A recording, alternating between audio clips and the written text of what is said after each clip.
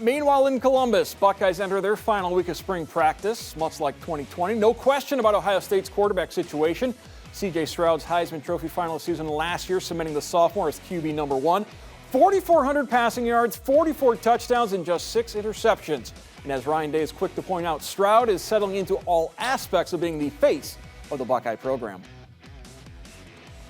Well, I don't see a change with him as a person, and I think that's what's been great. He's pretty much kept it. He's been level-headed about it. I think we talk about after that, second game and losing to Oregon and kind of where that was and his shoulder and to where he's at right now. And a lot of that is because he didn't ride the roller coaster, and he's been strong, he's been steady.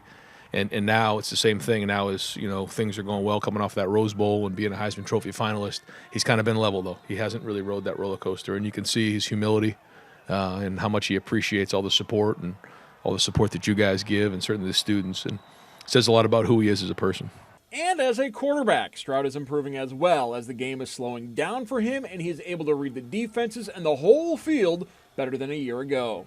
Yeah, I think you're hitting on something there. I think that when you're in meetings and we talk about things and you start to see it happening fast and quick at the same processing level that as a coach you see it, that's when you have something really special. And I think that's what separates the great ones in the NFL. When you look at the Bradys and the Rodgers and the Breezes and all the guys, Russell Wilson, who they're like coaches. They see it like coaches because they watch so much film and they study it so much. There's not much difference there.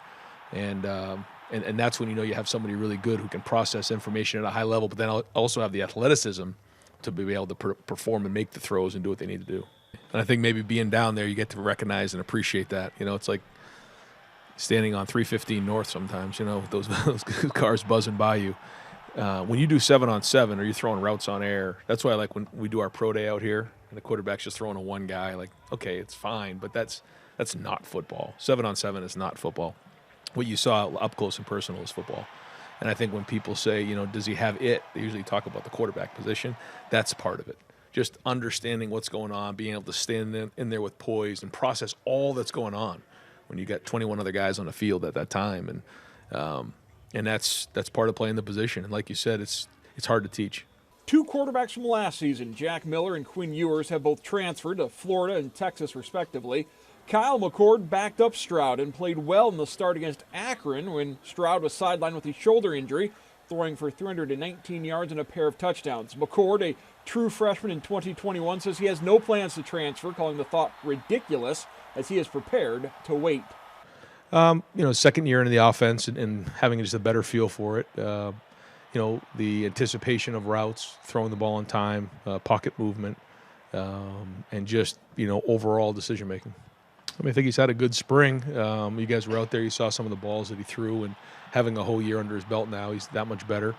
And, he's competitive. He wants to be at Ohio State. He's made that clear to us. And, he's going to be ready, in that first game if he needs to be in that game. I mean, that's the thing is, when you feel like you're the backup, sometimes you feel like you're miles away, but you're only one snap away. And I think he understands that, and he understands what it means to get developed. And I think that's what his focus has been on.